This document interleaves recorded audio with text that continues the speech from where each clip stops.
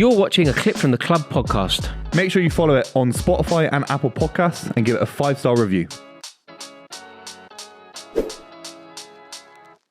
The time has come for overrated or underrated. We're going to talk about, firstly, Kevin De Bruyne. Where do you place him on this thing? I think this one's pretty easy, so we don't need to dwell on it. That's the issue with this, isn't it? I mean, I don't think it is that easy because I think my answer is going to surprise you. I'm going to say that he is. I don't think he's underrated because I think everybody is aware of how good he is. Yeah. I think he's underrated by his manager. I don't think he's underrated by anyone. I think he's seen as being one of the most. I think he's changed the conversation of football. He's changed the whole. We're killing our own thing here because every week we're going to go neither. No, I'm not. But he's what I mean is, you know, when until very recently, when people were discussing the best midfielders in the league ever, it kind of went Lampard, Gerrard, Scholes, and people would have the argument. I think De Bruyne is now in that. I think when people do their dream team 11 of a Premier League era, there are a lot of people who will have Kevin De Bruyne in that team. So he's kind of changed. I have to disagree slightly. For me, if I think Yaya Touré's ability and David Silva's ability, almost De Bruyne encompasses a space between those two players in terms of what they could do on the ball, the physicality. He's a mixture of the kind of physicality of Yaya Touré being a central midfielder at points, the technical brilliance of David Silva. A lot of City fans tell me that they think he's the best player to ever play for the club. I don't think he's as good as David Silva. That's my opinion. De Bruyne? For me, David Silva... More to his game, De Bruyne. But I know what you mean. He's more of a well-rounded. He's got better numbers, and he's done. I love the guy to bits, but for me, David Silva did something incredibly. He could control a game from a deeper position.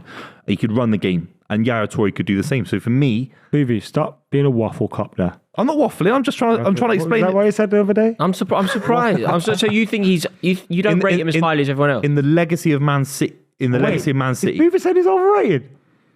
Buvey, you said. I think he's underrated in contemporary football. Say it. Down that camera, say it. No, I'm not saying it because you just said I was a waffle copter, so I'm not saying it now. No, you said I was about to say it and then you called me a waffle copter. So you're saying Kevin De Bruyne is underrated? In the legacy of Man City greats, he's marginally overrated. So you said it. Thank you. Thank you. We got there in the end. By the way, people will mistake what I'm saying. And why have you put this one, man? This is stupid, bruv. Without Vegas, this is silly. Go on. Hurry up.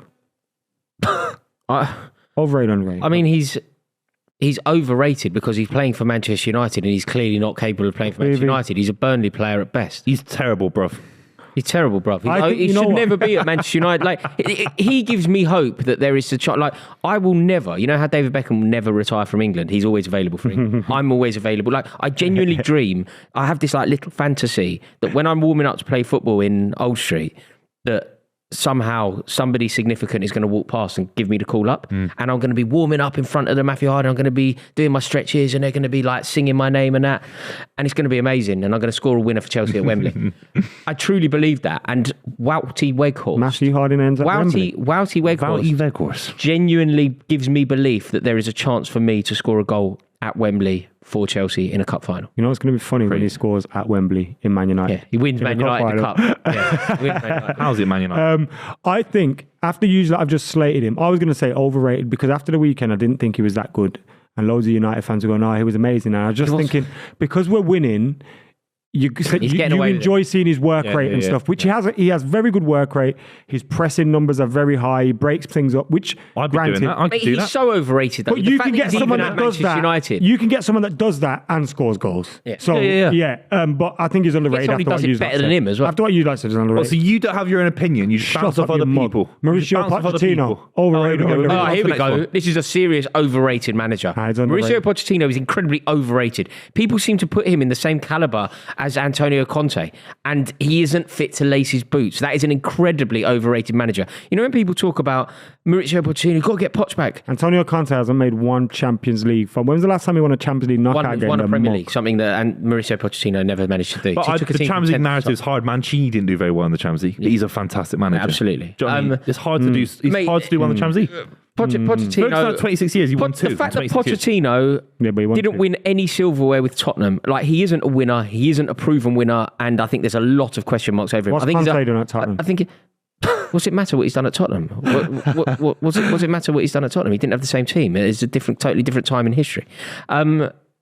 bit riled. I just think Pochettino. You're on the wind up today, by the way. I've noticed that. You're sitting over there. With Are your you blue offended coat that someone's took your spot on the show? You mug. I think Pochettino is incredibly overrated. And when people link him with Chelsea, I just think absolutely not. I'd rather stick with Potter than get Pochettino. You're having a laugh. You are having a laugh. That is saying You're having a laugh, mate. That is saying something. One of the most overrated managers in world football. What he is did with Pochettino. Spurs was fantastic. He's underrated. What did he do? He's underrated. He got him Champions League football consistently. And by the way, when you slag me off, one of the seasons at Wembley. Don't start with me, mate. With Wembley. He was at Wembley. On the Bobley pitch at Wembley. Right? They had no home. Do you know for 2 years, Tottenham, over 2 consecutive calendar years, they had the best team in terms of points accrued. And they managed to convert that into nothing. Factor. We talk about they convert it into Conte. They convert it into nothing. And Pochettino had that team that he had. Do you remember how good they were? Oh, fantastic. Do you remember how good they were with Dele Alli playing behind Harry Kane? Yeah. Like that with that midfield that they had. You're saying that separated to Pochettino. He made that. Look at Dele Alli now. But they didn't win. He made Dele Alli. Kane has never been as good in my opinion. Tottenham team didn't win anything. It didn't win so much as a Rizzler paper. The size of Spurs' bottleness is bigger than any manager could ever. No, it isn't. It is this massive cloud over Tottenham. No, North it London. isn't. It was his responsibility. It was his responsibility to change that. It was his responsibility. He had the best responsibility to stabilise the ship and get them near Champions League football. He had the best teams in Tottenham's Premier League history. He had the best team, and he won nothing. And he made that out of it by himself. He made that out of shrewd signings. What's the point? No investment. What's the point in doing it? What's the point? It meant nothing. Might as well have finished 11th. Meant nothing. Who's next? Heung-min Son. Slightly overrated. Yeah, massively overrated. I haven't got too much to say. I just think I think he's overrated. I think he had an incredible season.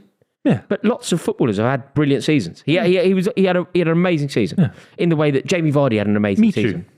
Michu had an amazing season. Yeah, overrated. Jack. Spurs fans don't like that. They'd agree this season. Look at his performances.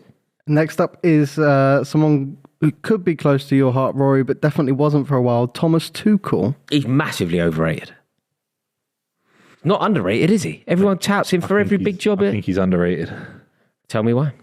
Ain't nothing but. I think he's underrated because it's hard. I think if you go to win a Champions League in the way that he did with Chelsea mid-season, comes in, makes them hard to play against, maximises the ability of someone like Mason Mount in midfield, Kai Havertz scoring a goal in a Champions League final, Thiago Silva, Mendy's level was fantastic that season.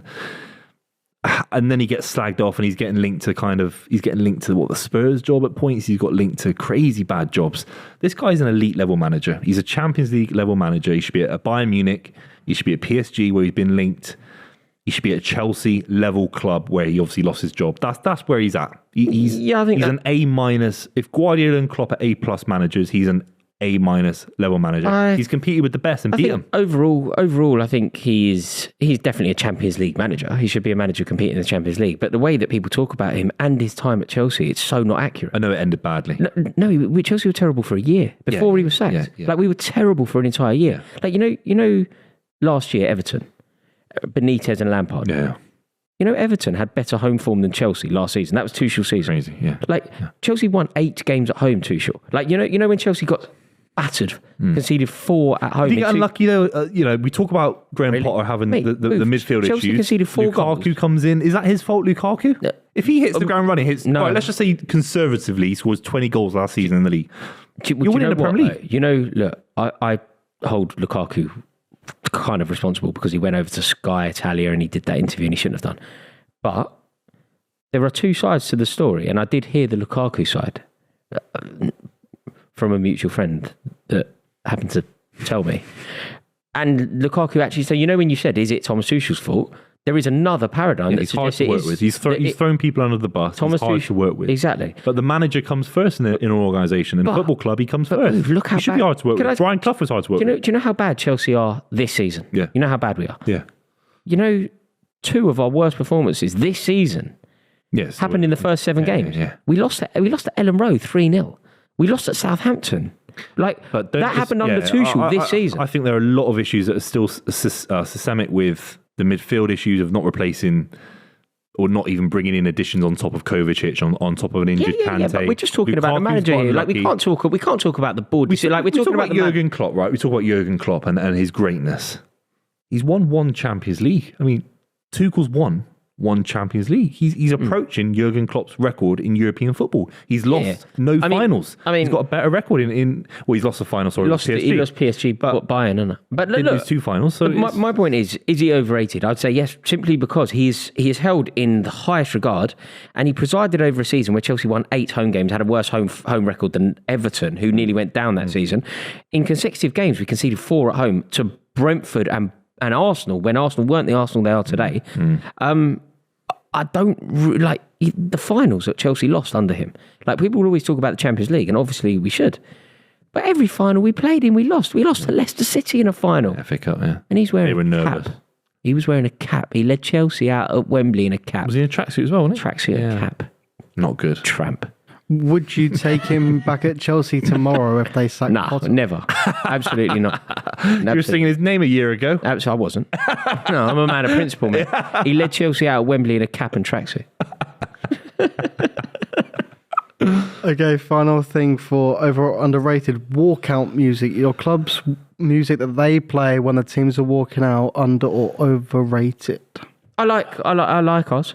I generally like, the traditional songs that teams run out to. I've got a major issue, by the way. I know that it's not what we're doing here. I've got a major issue with music played after a goal is scored. It's grim. QPR playing Pig Bag when they score, Grim. or Brighton playing I Feel Good. Not Brighton, Bolton. I remember going to Bolton. I Feel Good by Sun. I know. No, you're Feels doing so good. And it feels so good. Maybe. And that's what takes me. That would be wicked. Have a rave up. No, I remember going to Bolton, and Kevin Phillips scored against us, and they did I Feel Good. That was ridiculous. Yeah. But so Jack, you're talking about like walkout music, the way Everton come out to Z cars. Yeah, not even just necessarily your club, but walkout music in general. I like it. Yeah, you need a walkout song. Arsenal do Elvis Presley, don't they? Yeah. The Wonder of You. Yeah. Everton Z cars, Chelsea obviously I love. I've got no issue. Off the top of my head, I can't think of any walkout music that I don't like.